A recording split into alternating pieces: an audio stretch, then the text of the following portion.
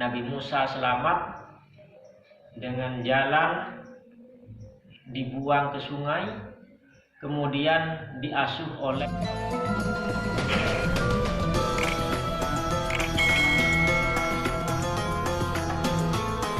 Bismillahirrahmanirrahim. Assalamualaikum warahmatullahi wabarakatuh. Pada pertemuan kali ini kita akan bahas sebuah cerita mengenaskan pilu tentang seorang wanita yang beriman namun disiksa oleh pemimpin yang zalim sampai mati. Apa hubungannya dengan hubungan suami dan istri? Mari kita simak penjelasan berikut ini. Qala musannifur rahimahullahu ta'ala wa nafa'ana bi ulumi fid dharain amin. Dan ini adalah pembahasan yang ke-14 dari kitab Syarah Uqudul Lujan pasal pertama. Wa man sabarat ala su'i khuluqi zawjiha a'tahallahu minal ajri misla sawabi Aisyata imra'ati Fir'auna.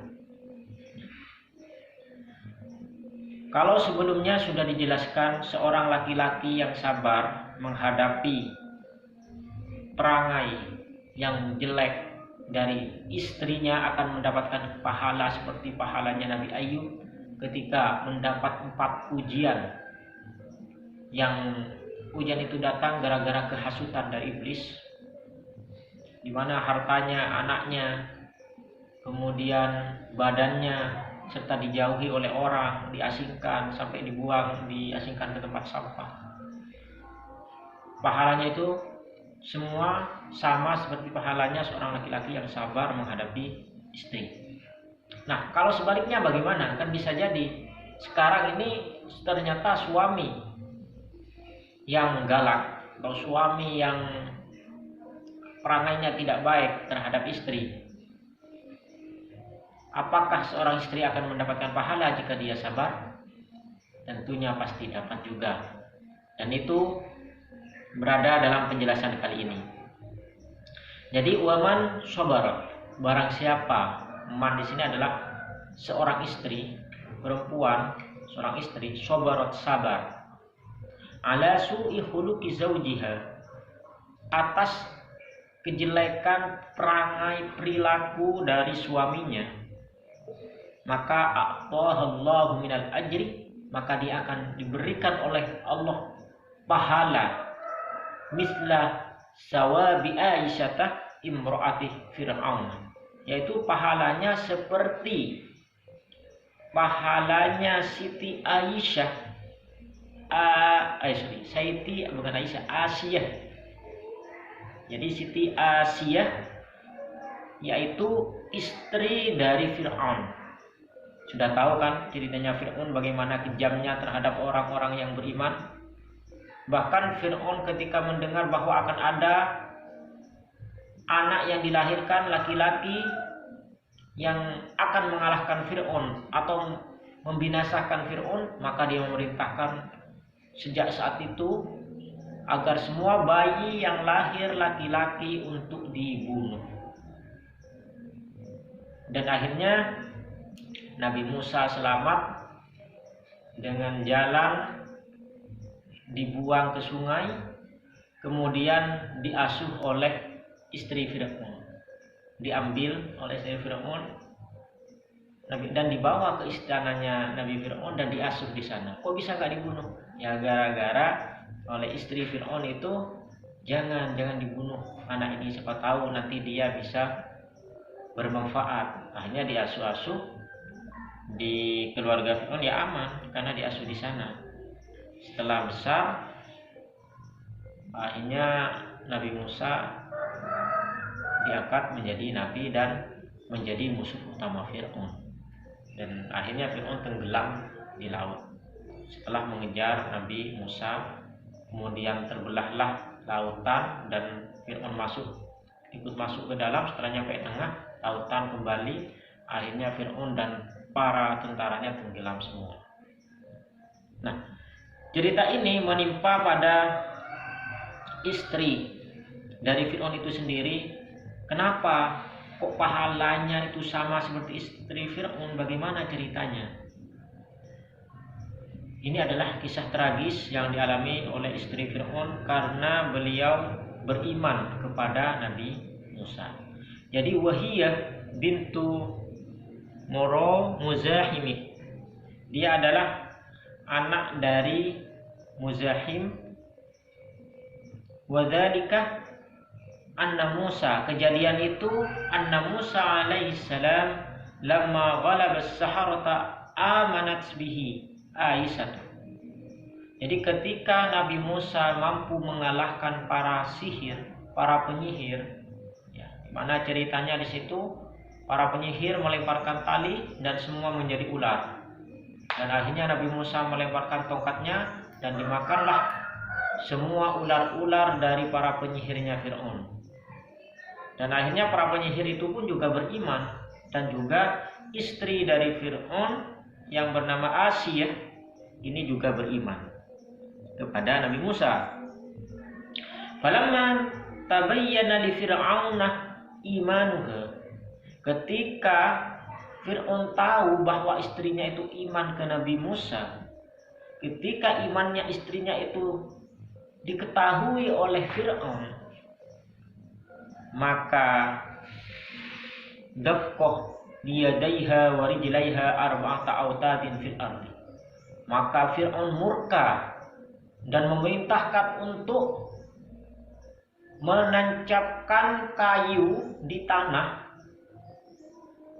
sebanyak 4. Jadi kalau kayak kita semacam mau buat tenda itu ya, tenda, jadi buat dari kayu, buat apa itu namanya ya, kayak buat tenda itulah, ada 4 sisi seperti itu, diperintahkan buat itu. Kemudian istrinya itu Siti Asiyah itu oleh Fir'aun diperintahkan wasabbahaha fiha kullu iwadin bihablin, kemudian diikatlah tangan dan kakinya ke kayu yang ditaruh di tanah. Jadi dia diikat seperti ini, kakinya diikat, tangannya diikat di tanah. Terus waja'alaha fi maqabalati syamsi, dan dihadapkan ke matahari, artinya dijemur lah.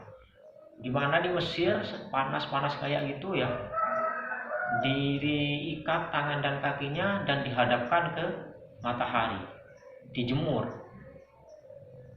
Namun apa yang terjadi? Fa'idan syarafu anha adhallathal malaikatu. Namun inilah keajaiban dari Allah, ketika para tentara, para algojonya, para orang yang menyiksa, yang disuruh Fir'aun itu sudah pergi semua, sudah ditinggalkan sendirian. Kemudian malaikat datang dan memberi naungan, ya, diberi naungan. Jadi tidak panas karena diberi naungan, entah itu pakai apa pakai awan, kayak pakai apa. Kalau Nabi dulu kan ceritanya, Nabi Muhammad SAW, beliau itu kalau nggak salah ceritanya pernah juga ketika beliau itu berjalan ke negara Syam ya, kalau nggak salah, dan seperti itu dia dinaungi oleh awan, jadi tidak panas. Mungkin kejadian itu juga terjadi pada Siti Asiyah. Yang jelas di sini malaikat datang dan memberi naungan. Jadi ketika para penyiksanya itu sudah pergi, Siti Asiyah kok ditinggalin sendirian, diberi naungan, jadi tidak panas. Terus karena Fir'aun melihat kok tidak ada reaksi, tidak ada, maksudnya tidak ada, nggak kering, nggak mati, kok nggak mati-mati ini, padahal sudah dijemur. Akhirnya Fir'aun wa amara Fir'aunu bi sukhratin 'azimatin tulqa 'alaiha. Akhirnya Fir'aun memerintahkan para tukang siksanya itu ya, para prajuritnya yang suka nyiksa, untuk mengambil batu besar dan dilemparkan pada Siti Asiyah. Jadi mau dilempar pakai batu biar mati sekalian. Siti Asiyah ini mau dilempar pakai batu. Terus Falamma atuha bisuhrati, ketika sudah para tentara itu sudah membawa batu yang besar ke Siti Asiyah, qalat rabbi ibni li indaka baitan fil jannah.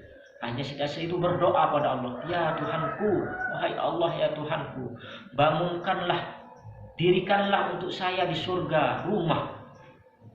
Jadi minta dibangunkan rumah di surga, karena dia sudah tahu sebentar lagi akan meninggal, akan tiada, karena sudah ada batu besar yang siap dilempar ke tubuhnya, sudah pasti mati.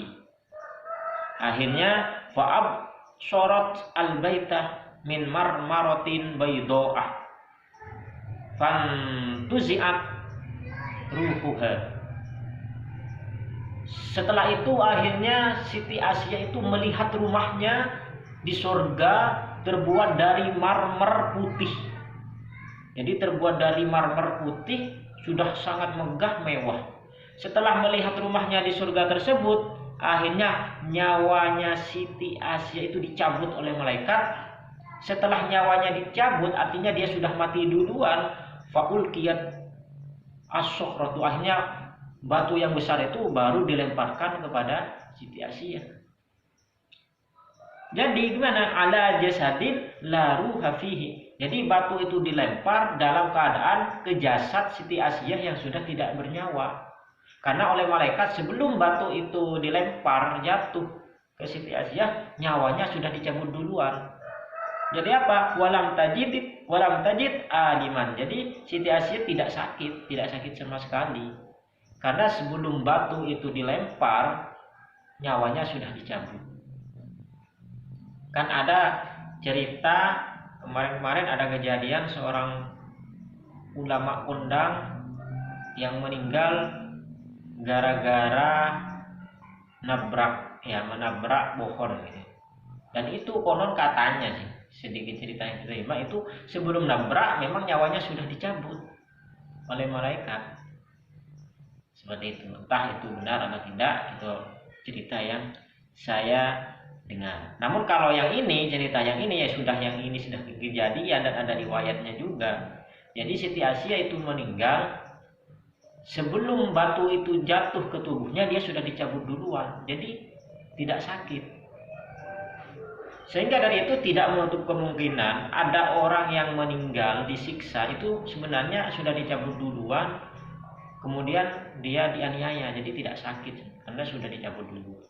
Karena memang punya keistimewaan dan diberi keutamaan oleh Allah, mungkin karena keimanannya, ketaatannya. Jadi meskipun dia itu mungkin matinya mengenaskan, tidak sakit karena memang nyawanya sudah dicabut duluan. Seperti itu. Maksudnya itu jasadnya tidak sakit, entah masalah dicabut nyawa itu kan katanya sangat sakit ya, kalau nyawa dicabut itu ya tergantung amal ibadahnya. Mungkin itu penjelasan kali ini, yang intinya bahwa seorang perempuan yang sabar menghadapi suami perilakunya yang kurang baik itu akan mendapatkan pahala seperti pahalanya Siti Asiyah yang beriman ke Nabi Musa dan disiksa oleh Fir'aun sampai mati dilempari batu. Cuman matinya bukan karena dilempari batu, karena nyawanya sudah dicabut duluan. Namun meskipun gak dicabut duluan, kalau sudah dilempari batu kayak itu besar ya udah habis. Cuman karena keistimewaan keimanannya oleh Allah diperintahkan untuk dicabut duluan biar gak sakit. Mungkin itu penjelasan untuk kali ini, mudah-mudahan bermanfaat. Dan bila ada yang benar bahwa Allah, kalau ada yang salah nafsi. Wallahu a'lam bishawab. Wassalamualaikum warahmatullahi wabarakatuh.